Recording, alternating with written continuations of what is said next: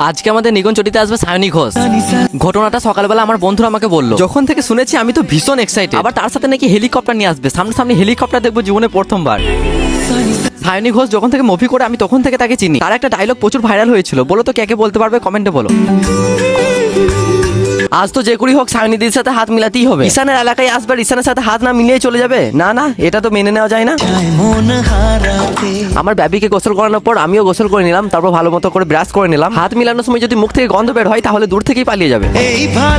আর এদিকে নিগঞ্চটিতে এসে দেখি ভাই কারোর কোনো পাত্তাই নেই। সালা আমার জন্য ওয়েট করবে কি আমাকেই ওয়েট করতে হচ্ছে এখানে এখন। আর এদিকে কাকাকে দেখো, কাকা তো এখান থেকেই সায়নী দিদিকে হাই দিচ্ছে।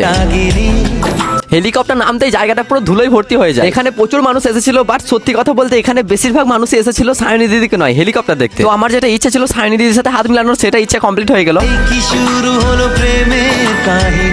আর এখানে তো ভাই সায়নী দিদি থেকে আমার ফ্যান প্লাস বেশি ছিল। তো সবার সাথে একটু ছবি টবি তুলে মজা করে আমরা চলে এসেছিলাম এই সুন্দর জায়গাটায় ভিডিও শুট করতে।